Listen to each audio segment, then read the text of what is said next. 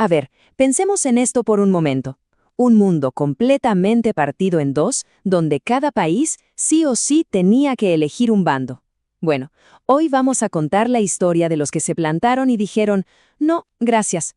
Vamos a meternos de lleno en el movimiento de países no alineados, esa especie de rebelión de naciones que decidieron buscar su propio camino en uno de los momentos más tensos de la historia. Para entenderlo bien, aquí tenemos nuestra hoja de ruta. Primero, vamos a definir qué fue exactamente este movimiento. Después, viajamos a su origen.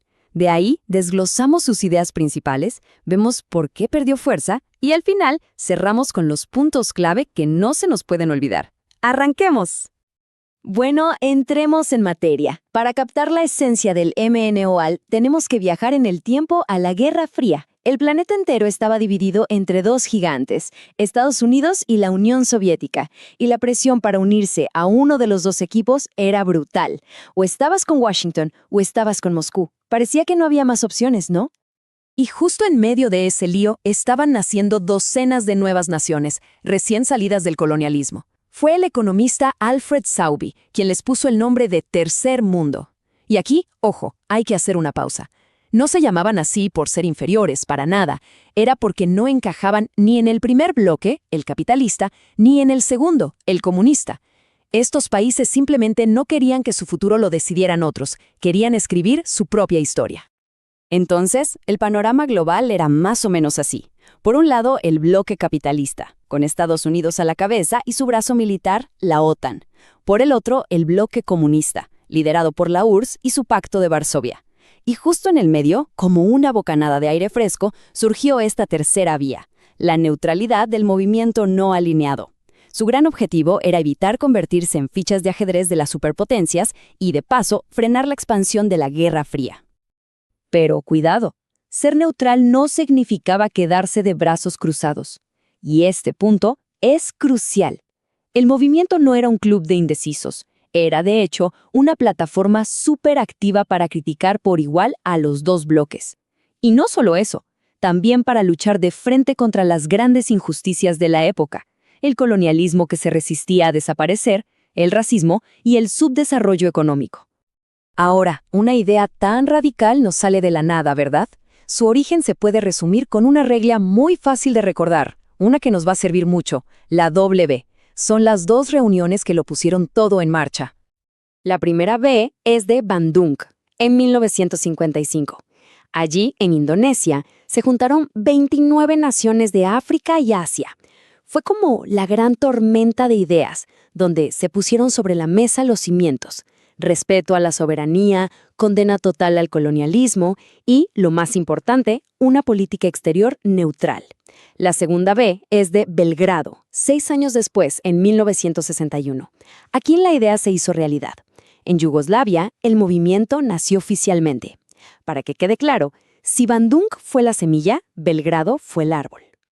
Bien, con el movimiento ya funcionando, era el momento de definir sus reglas del juego y conocer a los que movían los hilos. ¿Cuáles serán entonces los pilares de su forma de pensar? Pues los arquitectos principales de este proyecto fueron 3 pesos pesados de la política del siglo XX. Y para que no se nos olviden sus nombres, otra regla fácil: TNN. Tito de Yugoslavia, Nehru de la India y Nasser de Egipto. ¿Por qué TNN? Bueno, porque eran 3 no negociaban. No negociaban su independencia frente a las superpotencias. Fue en Belgrado donde el movimiento dejó por escrito su filosofía, su manual de principios. Y su agenda, para la época, era súper revolucionaria: rechazar de plano la lógica de bloques, impulsar la descolonización hasta el final, promover el desarme y, por encima de todo, defender a capa y espada la autodeterminación de los pueblos. En resumen, querían construir un mundo con otras reglas. Pero, a pesar de un comienzo tan potente e idealista, el movimiento empezó a perder fuerza con el tiempo. ¿Qué fue lo que pasó? Pues fue una mezcla de problemas internos y de cambios en el panorama mundial que poco a poco fueron minando su influencia. Podemos entender este declive en 4 pasos. Primero, la diversidad, que al principio era su gran fortaleza, se convirtió en su debilidad. Imagínense, poner de acuerdo a la Cuba comunista con el Singapur capitalista era casi imposible.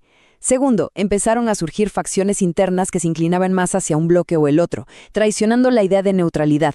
Tercero, varios países miembros se metieron en guerras, lo que destrozó su credibilidad como promotores de la paz. Y ya, el golpe de gracia. En 1991 se acabó la Guerra Fría. Sin dos bloques enfrentados, la idea de no alinearse simplemente perdió todo el sentido. Y esta cifra lo dice todo. Es la gran paradoja del movimiento. Para principios del siglo XXI, tenía más de 100 países miembros, casi todo el mundo. Pero, irónicamente, su poder real, su influencia en las decisiones globales era prácticamente cero. Había crecido en asientos, pero se había vaciado de propósito. Muy bien. Después de todo este recorrido, vamos a concentrarlo todo en la última parte. Las claves, esos puntos que son la esencia de todo lo que hemos hablado y que hay que tener súper claros. Aquí están los 3 puntos que hay que grabar a fuego. Primero, la tercera vía. Hay que recordar al MNOAL como esa alternativa valiente a la lógica de la Guerra Fría. Segundo, la W. Es la clave de su origen. Bandung fue la idea, Belgrado fue la acción. Fácil. Y tercero, su caída. Fue esa mezcla de conflictos internos y, sobre todo, que su razón de ser, la Guerra Fría, desapareció del mapa. Y para cerrar, nos quedamos con una pregunta que conecta esta historia con nuestro presente. Hoy, el mundo ya no tiene solo 2 polos de poder. Hay varios centros compitiendo. En este nuevo tablero mundial, ¿tendría sentido que surgiera un nuevo movimiento de países que se nieguen a tomar partido? La historia nos da el contexto. ¿Pero la respuesta? Bueno, esa la tiene. Mentora Academias. Tu futuro empieza aquí.